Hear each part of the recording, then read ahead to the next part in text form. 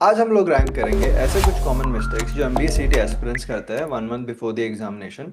And इसमें से कौन से ऐसे मिस्टेक्स हैं जिनको डेफिनेटली हमको चेंज करने की ज़रूरत है, कौन से ऐसे हैं जो हम लोग को मॉक्स में हमारे स्कोर पे सबसे ज़्यादा इम्पैक्ट देता है। तो let's get right into the video.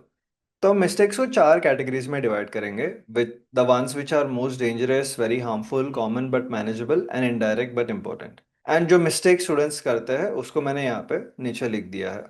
तो let's start with emotional attachment two questions. सीटी एग्जामिनेशन 200 क्वेश्चंस का होता है एंड 150 मिनट्स होता है। तो अगर आप एक भी क्वेश्चन में मे बी 3 मिनट या 4 मिनट भी स्पेंड कर देते हो, तो ऐसा अगर फॉर एग्जाम्पल आपने 10 क्वेश्चंस में भी कर लिया, 200 क्वेश्चंस में, तो आप 30 से 40 मिनट लूज करने का रिस्क लेते हो, विच इज़ वेरी वेरी डेंजरस। तो हम लोग इसको डाल देते हैं एस रैंक में। इमोशनली अटैचमेंट विद क्वेश्चंस अगर अभी भी आप कर रहे हो मॉक देने के टाइम, तो प्लीज स्टूडेंट्स इसको अवॉइड करना स्टार्ट कर दो। नेक्स्ट हम लोग ले लेते हैं स्किपिंग रिवीजन। मेरे हिसाब से ये बहुत ही हार्मफुल है, बिकॉज अगर आप सीटी एग्जामिनेशन में देखेंगे, कोई भी सेक्शन आप उठा लो, वर्बल अगर आप उठाते हैं तो उसमें ग्रामर रूल्स होता है, वोकैबुलरी वर्ड्स होता है, लॉजिकल रीजनिंग में बहुत सारे कोडिंग डिकोडिंग वाले पैटर्न्स होते हैं, एब्स्ट्रैक्ट रीजनिंग में बहुत सारे पैटर्न्स होते हैं, क्वांट्स में तो इतने सारे फॉर्मूलाज होता है। अगर ये सारे चीजें जिसको आप रिवाइज करने के बाद ही, रिपीटेडली पढ़ने के बाद ही अच्छे से कर सकते हो, एंड इनको आपने अगर एक बार पढ़ के छोड़ दिया, तो it is one of the biggest mistakes I feel. And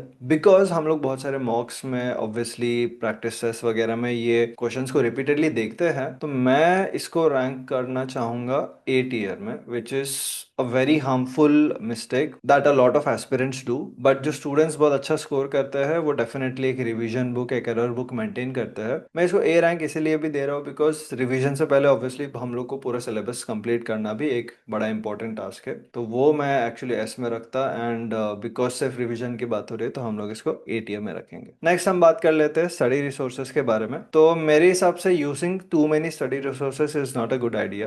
अगर आपके पास कोई एक डेडिकेटेड स्टडी रिसोर्स है या मॉक टेस्ट है, उसमें एक दो मॉक टेस्ट सीरीज भी है, तो that is more than enough. मेरे को नहीं लगता है कि आपको 10 डिफरेंट यूट्यूब चैनल से पढ़ना चाहिए या 10 डिफरेंट कोचिंग के डिफरेंट मॉक्स लेने चाहिए। 1 और 2 is fine, more than that it is an overkill. And मैं भी जब एस्पिरेंट था, सीईटी एग्जामिनेशन या कैट एग्जामिनेशन जब देता था, तो मेरे में एक एंग्जाइटी बोल सकते हो या कोई भी एक रीजन की वजह से ना, मैं होर्डिंग करता था, लाइक बहुत सारे मटेरियल्स मैं डाउनलोड करके अपने लैपटॉप में रखता था, बट उसको मैंने कभी यूज ही नहीं किया ओपन करके। एंड मैंने बहुत सारी किताबें भी खरीद ली थी, जैसे वर्ड पावर मेडी से, बट उसको कभी ओपन करके रीड ही नहीं किया। तो I think this is not a big mistake, but I think ये कॉमन है एंड काफ़ी सारे स्टूडेंट्स करते हैं, तो मैं इसको रैंक करूंगा बी टीयर में। नेक्स्ट हम लोग बात कर लेते हैं starting new topics too late. Last month examination का जो होता है, इसमें हमको फोकस करना चाहिए हमने ऑलरेडी जो पढ़ा है उसको, rather than learning something new. For example permutation combinations, अगर CET examination almost like 20-25 days में है और मैं अभी परमुटेशन कॉम्बिनेशन पढ़ना चालू करूंगा, तो obviously it will backfire a lot. But again this is one of the most common mistakes, because anxiety में मे बी स्टूडेंट्स ने ज़्यादा प्रिपेयर नहीं किया है, टाइम मैनेजमेंट ठीक से हुआ नहीं, या लेट प्रिपेयर करना स्टार्ट किया, तो ये कॉमन मिस्टेक होता है। But I think it is manageable. आप ये रोक के प्रायोरिटाइज कर सकते हो, पीवाईक्यू में कौन से इंपॉर्टेंट टॉपिक्स आए थे, सिर्फ उन्हीं के ऊपर फोकस करके, एंड आपने जो ऑलरेडी पढ़ा है उसको रिफाइन करके। I rank it in a B tier. Now let's rank ignoring health and sleep. Again very common mistake, not only for CET examination.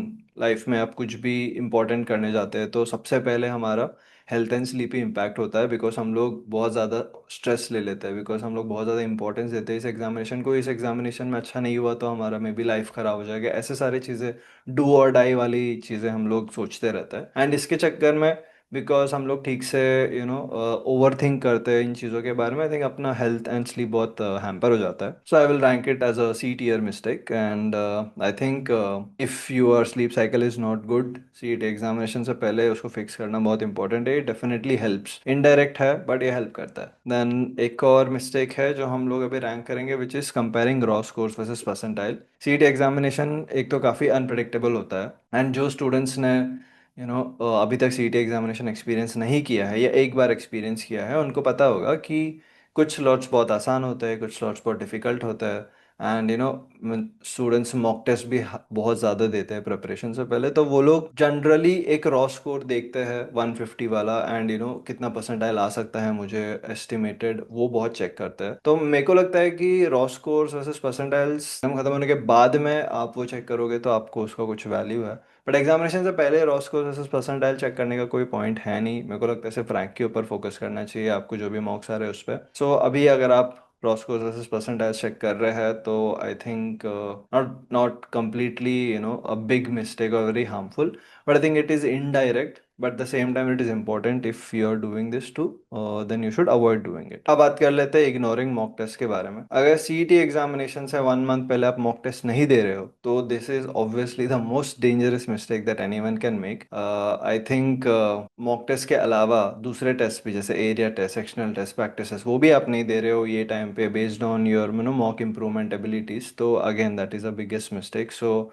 If you are ignoring mocks तो this is not the right time to do it. आपको overcome करना पड़ेगा this mistake as soon as possible and start giving mock. Next, not doing mock analysis. I think once again this is a S tier mistake. अगर आप किसी भी जेबी alumni को या फिर कोई ऐसा बंदा है जिसने सीडी में अच्छा स्कोर किया है कि आप मॉक एनालिसिस करते थे या नहीं करते थे, तो उनका डेफिनेटली आंसर रहेगा कि जितना टाइम वो मॉक देने में लगाते हैं उतना टाइम वो मॉक एनालिसिस में भी रखते हैं। तो this is one of the biggest mistake. अगर आप अभी तक मॉक एनालिसिस डिटेल में नहीं कर रहे हैं, एंड जनरली आप जाके इंटरव्यूज भी चेक करना हमारे चैनल पे, एंड जाके आप लिंक्डइन पे रीच आउट कर सकते हो जे बी एलुमनाई या स्टूडेंट्स को। जनरली जितने घंटे का मॉक होता है ऑलमोस्ट उसका 2 टाइम्स लोग मॉक एनालिसिस में देते हैं, देना चाहिए, बिकॉज मॉक एनालिसिस में ही आपको समझता है कि आपको अगले मॉक में इंप्रूव क्या करना है। बट अगर आपने वो नहीं किया तो you will be clueless what to do next. So yes, I think this is one of the S tier mistake, most dangerous mistake you should definitely avoid. Then हम लोग बात करते हैं इग्नोरिंग वन सेक्शन। ठीक है, ये बहुत सारे स्टूडेंट्स करते हैं, ऑलमोस्ट 90-95% स्टूडेंट्स सीईटी एग्जामिनेशन के पास आते आते एक सेक्शन को ना उन लोग डर जाते हैं उस सेक्शन से, या 3 सेक्शन में उन्होंने परफॉर्म कर लिया अच्छा, तो एक सेक्शन वो लोग सोचते हैं कि क्या उसको छोड़ दिया तो चलेगा क्या। मैं भी फर्स्ट अटेम्प्ट में जब सीईटी के लिए प्रिपेयर कर रहा था तो मैंने भी ये मिस्टेक किया था। मैंने वीए को कंप्लीटली इग्नोर कर दिया था, वर्बल सेक्शन को, बिकॉज मुझे बिल्कुल भी उसमें अच्छे से प्रिपरेशन करके अच्छे मार्क्स नहीं आ रहे थे। और मैं आपको इतना ही बोलूंगा कि मैंने एक बार एक्सपेरिमेंट कर लिया, मैंने 1 साल मेरा वेस्ट कर लिया एक सेक्शन को इग्नोर करके। एक सेक्शन को इग्नोर करके मैं मैक्सिमम 99.83 लेके आ पाया। मुझे लगता है कि और भी मैं बाकी 3 सेक्शंस में और अच्छा भी करता तो मैक्सिमम 99.9 तक आ जाता, बट वो 99.95 या उसके ऊपर अगर मुझे लाना होता तो मैं बिल्कुल भी कोई सेक्शन को इग्नोर नहीं कर सकता। तो ऑनेस्टली स्पीकिंग मेरे एक्सपीरियंस के हिसाब से मैंने वीए इग्नोर किया था, स्टिल आई गॉट 99.83, बट उसमें मैक्सिमम मुझे सिडनम ही मिल रहा था। तो अगर आप जे भी टारगेट कर रहे हैं तो आपको ऑफ कोर्स इसको नहीं करना चाहिए, बट आपका टारगेट्स कुछ और है तो मे बी आपको बाकी 3 सेक्शन में बहुत ही अच्छा परफॉर्म करना पड़ेगा। And for that reason I will rank it as a very harmful mistake, I think make sense. Now बात कर लेते हैं studying without clarity. In my opinion, is the most dangerous mistake that anyone can make for CET examination. Because not only CET examination, आप life में कुछ भी कर रहे हो तो आपको एक क्लैरिटी होना बहुत ज़रूरी है। अब एक क्लैरिटी क्या है कि एटलीस्ट आपको कितना परसेंटाइल लाना है एक अच्छे कॉलेज में जाने के लिए। आपके पास डेटा अवेलेबल है, हमारे पास टूल किट्स अवेलेबल है, फ्री में आप लोग चेक कर सकते हो। तो एक क्लैरिटी होना बहुत ज़रूरी है कि मुझे पता चले कि ओके मैंने 3000 रुपीज़ पे करके अगर मैं एग्जामिनेशन दे रहा हूँ तो मैं एटलीस्ट एक क्लैरिटी लेके आता हूँ कि मुझे इसमें क्या टारगेट करना चाहिए। खुद पे आपको ये भी एक रियलिटी चेक देना चाहिए कि ओके मैंने 10 दिन पहले स्टार्ट किया तो ऑब्वियसली 99.99 नहीं आएगा, बट एटलीस्ट एक डिसेंट परसेंटाइल लाने के लिए मुझे कितना एफर्ट्स लेना पड़ेगा, क्या मॉक टेस्ट देना, etcetera. So clarity is very important. दूसरा, आपको ये भी ज़रूरी है कि पीवाईक्यूज जाके देख के कैसे टाइप के कौन से कॉन्सेप्ट्स के कौन से टॉपिक्स के क्वेश्चन सबसे ज़्यादा पूछे जाते हैं एंड उसको प्रायोरिटाइज करना, तो ये भी एक टाइप ऑफ क्लैरिटी है।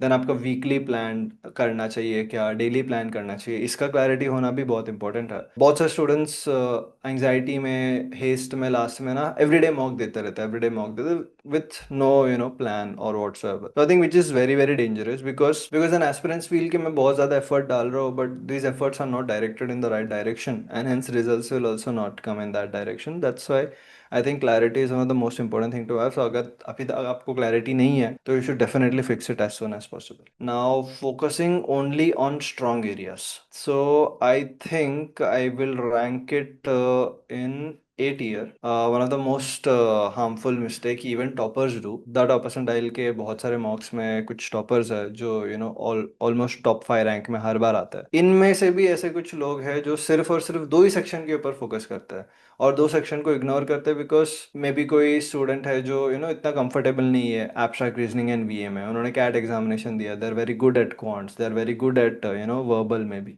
But abstract they have never seen and they feel कि ये तो बहुत ही इजी टॉपिक है, ये तो रैंडम टॉपिक है, इसमें क्या प्रिपेयर करेंगे। बट इसमें भी प्रिपेयर करना होता है, जैसे पैटर्न रिकग्निशन है, आपको डिफरेंट टाइप्स के clockwise mirror images etcetera etcetera series कैसे सॉल्व करते हैं, ऑर्बिनॉट कैसे फाइंड करते हैं, ऐसे बहुत सारे एलिमेंट्स है। हाई फ्रीक्वेंसी थियरी से कैसे आप क्वेश्चन सॉल्व कर सकते हो, ऑप्शन एलिमिनेट कर सकते हो, बहुत सारी चीज़ें हैं जो इग्नोर नहीं करनी चाहिए। एंड लास्ट लास्ट मोमेंट में ऐसा भी हो जाता है कि ओके मैं पजल्स में बहुत अच्छा हूँ तो मैं सिर्फ उसी के ऊपर फोकस करता हूँ और बाकी सेक्शंस में बिकॉज मैं उतना अच्छा नहीं हूँ तो 20 डेज में मैं क्या ही इंप्रूव कर पाऊंगा, ऐसा थॉट्स आ जाता है, which I don't think is a good thought. I think 20 days में भी काफ़ी कुछ इंप्रूव किया जा सकता है। सो सिर्फ स्ट्रॉन्ग एरियाज में आप तो ऑलरेडी स्ट्रॉन्ग हो, तो आप ऐसे भी सेक्शंस के ऊपर फोकस करो जो आप जिसमें वीक हो बट वो प्रायोरिटी भी है।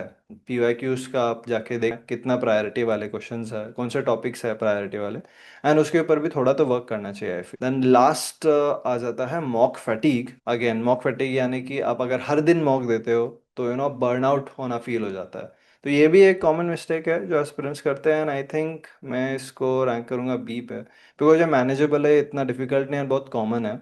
ज़्यादा लोग मॉक देना लास्ट मोमेंट में, it's very common. Data analysis से मैंने ये प्रूव किया है कि लास्ट मंथ्स में स्टूडेंट्स बहुत ज़्यादा मॉक देते हैं, बट मुझे लगता है इट इज़ मैनेजेबल, बिकॉज आप खुद को रोक सकते हो मॉक देने से, एक दो दिन का ब्रेक ले सकते हो। ये आपके मेंटालिटी को बहुत ज़्यादा इफेक्ट करता है अगर आप ये रिपीटेडली करोगे, क्योंकि आपको बर्नआउट फील होगा, मार्क्स आना चाहिए उतना आ नहीं रहा है, but I think it is manageable. You can take a 1 or 2 days ka break, and then refresh yourself and then start again. So I think this is my categorization of all the mistakes that aspirants do. अगर आप भी ये ranking से agree करते हैं तो please comment section में बताइए, अगर नहीं एग्री करते तो आप बता सकते हैं कि कौन से मिस्टेक को आपको कहाँ डालना है। एंड आप ऑब्वियसली ये 12 मिस्टेक्स में अगर कोई भी मिस्टेक कर रहे हैं तो डेफिनेटली मेरा सजेशन है कि अभी a right time है to figure out what you can do to avoid these mistakes and work on it in the next 20 days 25 days that are left for CT examination. तो अगर आपको ये content अच्छा लगा तो वीडियो को like कर लीजिए, चैनल को डेफिनेटली सब्सक्राइब करना ना भूले। All the best for CT examination, I see you again in the next